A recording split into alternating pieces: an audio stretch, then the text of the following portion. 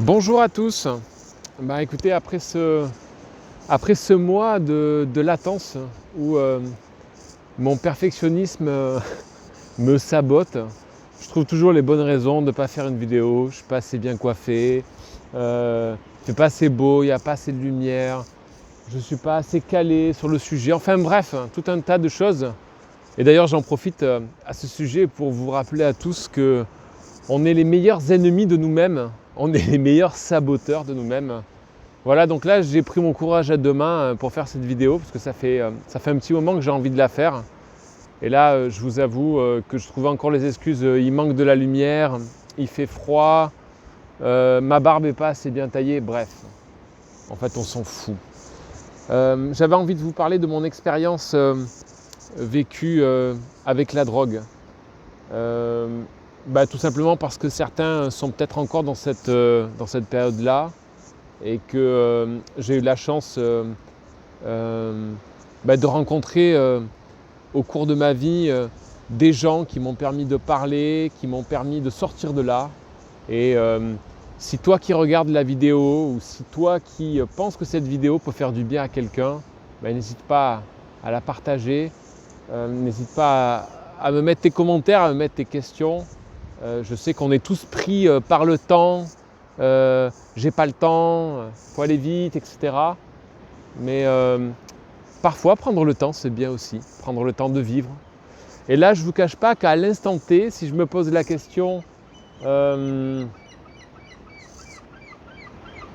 rien à dire là. Si je me pose la question, est-ce que je suis bien, est-ce que tout va bien? Oui, je suis bien, je suis en bonne santé, tout va bien, je suis au bord de l'eau, près de chez moi. Il fait un temps, on va dire, clément là, c'est quelques jours. L'objet de ma vidéo, c'était de vous partager mes expériences avec la drogue. En fait, quand est-ce que j'ai commencé à prendre la drogue, pourquoi et où j'en suis arrivé aujourd'hui.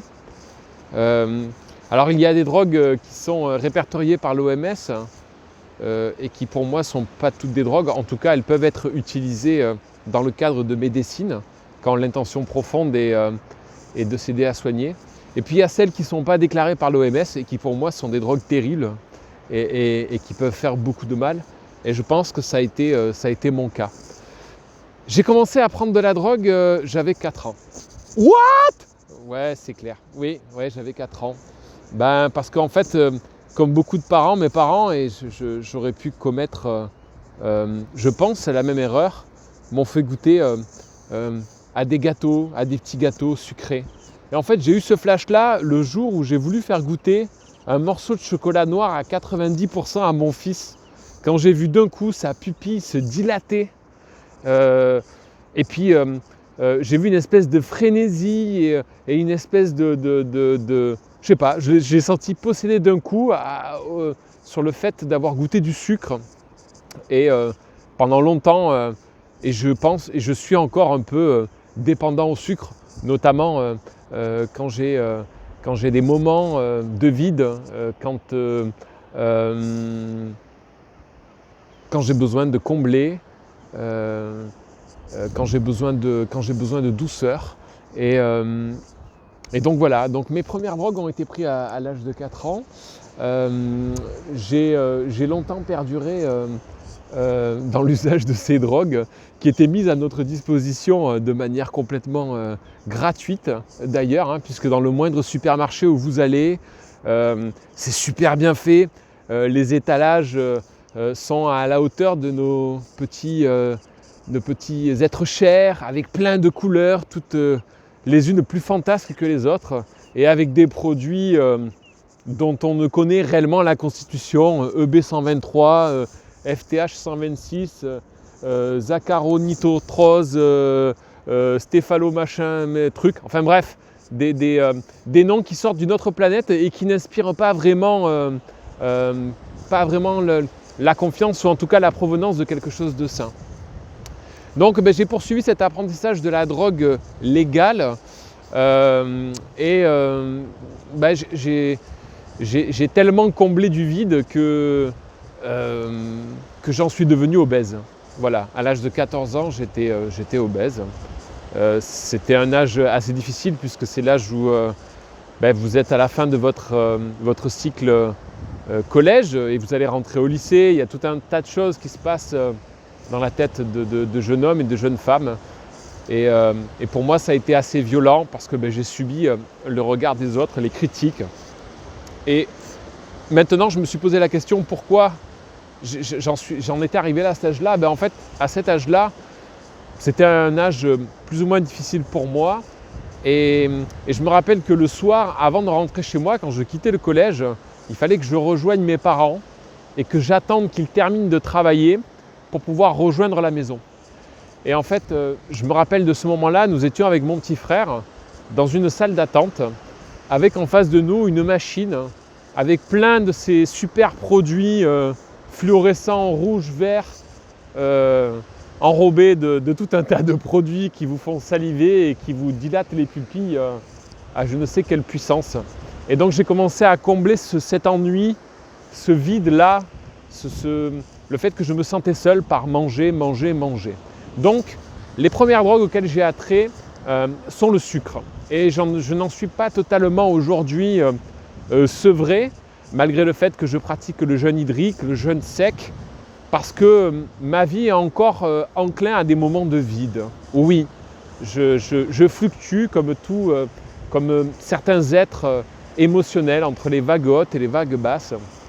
Et je reconnais que ces derniers jours, j'ai encore traversé des moments de vie intenses pour moi. Et à défaut de le combler avec d'autres drogues, j'ai eu cette facilité d'avoir recours au sucre. J'ai ensuite, à l'âge de, on va dire 13-14 ans, découvert la cigarette. J'aimais ça, mes parents étaient fumeurs. Avec mon frère, on a acheté ces premiers paquets de tabac qui avaient le goût du miel. Et nous allions fumer lors de nos balades en VTT. Bon, c'était une expérience, on va dire, pas très traumatisante. Aujourd'hui, j'ai réussi à m'en séparer. Ça fait 7 ans que j'ai arrêté de fumer. Même si je rejoins ces thérapeutes et ces professionnels de la santé qui disent que quand on y a goûté une fois, on n'en est jamais vraiment sevré. Et c'est vrai que mon cerveau a parfois encore cette appétence. Encore que la cigarette, ça va. À l'âge de 16 ans, j'étais un peu montré du doigt à l'école. Je ne faisais pas partie des potes qu'on avait envie de se faire. J'étais mis à l'écart, un peu jugé spécial. Je ne sais pour quelle raison, mais bref. Je n'appartenais pas au code des différentes classes dans lesquelles j'ai été. Et un jour, j'ai découvert le cannabis. Alors moi, j'étais plutôt renfermé sur moi-même, j'étais plutôt très timide. En fait, j'étais tout simplement quelqu'un d'émotionnel à qui on n'avait pas appris à gérer ses émotions. Expression des émotions, expression est égale à violence. Discussion est égale à submersion d'émotions. Donc autant vous dire que la communication était difficile. Elle l'est encore aujourd'hui, parfois sur certains points, j'ai encore des difficultés à m'exprimer là-dessus. Et donc je me rappelle avoir fumé mes premiers joints sous les catacombes au lycée, en Arles, donc un lieu un peu historique en termes d'histoire et de patrimoine archéologique. Et là, d'avoir eu un dédoublement de la personnalité, c'est-à-dire que j'étais sorti en pitre, j'avais mis du chewing-gum dans la serrure de la salle de physique dans laquelle on allait avoir un cours, on avait réussi à rentrer, j'avais mis un bordel sans nom et j'étais devenu la star de la classe. Ah oui Marc, on t'avait jamais vu comme ça, mais en fait t'es hyper marrante. Et j'avais eu ce besoin d'exister et la drogue m'avait permis d'exister. Donc j'ai commencé à fumer un peu pour ces raisons-là, mais pourquoi en fait au fond ? Parce qu'en fait je me sentais seul, je n'existais pas à mes yeux et c'était difficile pour moi dans ma relation familiale aussi d'exister et de prendre ma place. Mes parents ayant une ouverture d'esprit quand même, ont toujours plus ou moins essayé de nous accompagner là-dedans et mon frère et de tolérer, jusqu'à même qu'on puisse planter à la maison pour éviter d'aller acheter dans des quartiers. J'ai continué de fumer, toujours plus de produits. Puis j'ai pris des extasies. Et puis et puis j'ai pris de l'huile, et puis j'ai pris du LSD, et puis j'ai fumé de l'opium, et puis j'ai fumé des double zéros avec de la cocaïne, de la marijuana. Bref, j'ai été jusqu'à complètement le blackout, ce qu'on appelle, c'est-à-dire couper mon cerveau. Et en fait, tout ça pourquoi? Au final, parce que j'avais besoin de combler un vide. Aujourd'hui, j'ai comblé du vide par du sucre, mangé pour avoir du réconfort, par du sexe patriarcal.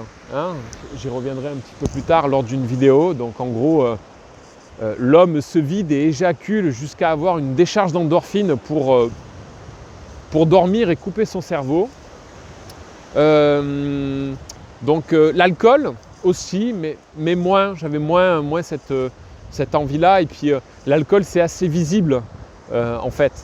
L'alcool, dès que tu commences à avoir un coup dans le nez, d'abord tu peux sentir. Avec la weed, on peut mettre du collyre, donc ça se voit pas. Voilà. Aujourd'hui, j'ai mis à peu près 6 ans pour me sevrer de 20 ans de cannabis. Et autant vous dire que ça n'a pas été fait sans souffrance. Parce que le nettoyage, qu'il soit physique et psychique, est encore présent d'ailleurs aujourd'hui, hein, puisque je travaille toujours avec une thérapeute en émotion pour exprimer mes émotions, parce que mon hypersensibilité fait que parfois je me sens submergé à l'idée de m'exprimer. Voilà. Et donc, au final, pour en arriver à une forme de conclusion, les drogues, qu'elles soient dites légales ou non, peuvent pour certaines, lorsqu'elles sont faites avec une intention de guérir, avoir des bienfaits. Notamment, je pense à des gens qui sont dans des stades de maladies avancées, et encore, c'est pas vraiment prouvé, peuvent avoir un effet justement de relaxation. Quand c'est fait pour combler un vide, donc pour de la défonce, c'est pas vraiment la bonne intention. Voilà, et il m'a fallu derrière un accompagnement avec une thérapeute en émotion, où j'ai encore des séances là, pour continuer de me reconstruire. Donc autant dire que pour moi, ça a eu plus de côté négatif que positif. Mon cerveau reproduit encore l'effet, le goût dans le palais quand je vois quelqu'un fumer de la weed. J'ai été jusqu'à produire de la weed où j'avais mon labo, donc j'ai été un petit peu loin dans le truc, à me monter un scénario un peu à la Kaiser Soze, à faire croire que j'allais acheter ailleurs et que je revendais, enfin un truc un peu très saugrenu. J'en étais arrivé à un dédoublement de la personnalité et aujourd'hui je suis content d'avoir arrêté. Je subis encore les côtés négatifs de tout ce que j'ai cumulé pendant ces 20 ans, que ce soit au niveau psychique, au niveau de ma personnalité, hein, où ça a été assez difficile. Et voilà, donc je ne sais pas si j'ai été très clair d'ailleurs. Si vous pouvez remarquer, je bascule d'un sujet à un autre. Ça, c'est mon arborescence. Bon, je suis comme ça, hein, c'est ok, je l'accepte. Aujourd'hui, l'envie de faire cette vidéo était teintée aussi du fait de dire bon, on va laisser tomber le perfectionnisme, on ne va pas faire de script et ça viendra comme ça vient. Après tout, je ne suis qu'un humain. Voilà, donc tout ça pour vous dire que toutes ces dérives-là, que ce soit l'alcool, que ce soit le cannabis, que ce soit le sucre ou d'autres substances, je pense que la question importante à se poser, en tout cas que je me suis posée à un moment donné, c'est est-ce que réellement ça m'apporte des bienfaits ou est-ce que je ne veux pas justement masquer tout ça et continuer de me rassurer que ça a des vocations thérapeutiques pour en fait ne pas accepter que je suis un tox en fait. Et à un moment donné, j'étais devenu plus que l'ombre de moi-même. Je fais 1m84, je pesais 69 kg. C'était le joint du matin après la course à pied parce que il faut dire que je fumais beaucoup, hein, on va dire 10-12 joints de marijuana pure, mais je continuais de faire de la course à pied, faire de la muscu et d'avoir mon entreprise avec mes salariés. Donc c'est pas incompatible malgré ce qu'on peut penser, mais En tout cas, aujourd'hui, avec le recul, ça m'a rien apporté. Si ce n'est que une longue thérapie pour arriver à me remettre de ça et à comprendre aussi pourquoi j'en étais arrivé là. Parce qu'en fait, en soi, prendre de la drogue, quelque forme que soit, c'est souvent révélateur d'un mal-être profond. Et en fait, pour moi, ce qui a commencé à m'aider à régler tout ça, c'est pourquoi je fume en fait. Qu'est-ce que ça m'apporte? Qu'est-ce que je vais chercher à guérir au fond de moi? Est-ce que l'enfant intérieur est vraiment soigné? Est-ce qu'il y a encore des blessures vis-à-vis de mes parents? Est-ce qu'il y a encore des choses vis-à-vis de la société que je n'arrive pas à accepter, que je n'arrive pas à exprimer? Donc souvent, la prise de drogue, c'est un peu l'arbre qui cache la forêt. Et je dois dire que souvent, on a tendance à aussi coller des étiquettes sur les gens qui prennent de la drogue en disant c'est des bons riens, etc. Mais sachez que souvent derrière ça, il y a des êtres soit extrêmement sensibles qui ont été blessés, des gens écorchés par la vie, battus, violentés, qui ont subi des traumas importants. Il y a souvent des gens qui ont une activité cérébrale et cognitive extrêmement importante, qui sont en incapacité de la gérer, et la drogue est un peu le seul moyen qu'ils ont trouvé d'arriver à couper ça et à temporiser. Voilà, aujourd'hui je suis sur le bon chemin. Ça fait 6 ans maintenant que j'ai arrêté de prendre du cannabis. Ça m'arrive encore de boire un petit peu de l'alcool, parfois pas pour les bonnes raisons. Par exemple, la semaine dernière, j'étais un peu en vague émotionnelle basse et du coup, alors maintenant c'est fait à moindre mesure, mais j'ai bu 2 bières de 75 centilitres avec un peu de sirop dedans, voilà, chez moi le soir. Il n'y avait pas spécialement vocation à faire quoi que ce soit, mais je n'arrivais pas à combler ce vide qui était en moi. Voilà, après plus je mûris, plus je travaille là-dessus, et moins les excès sont grands. Pour vous dire que tout est possible, qu'on peut être vraiment au fond du fin fond, on peut arriver à s'en sortir, et parfois avec des médecines qui sont inattendues.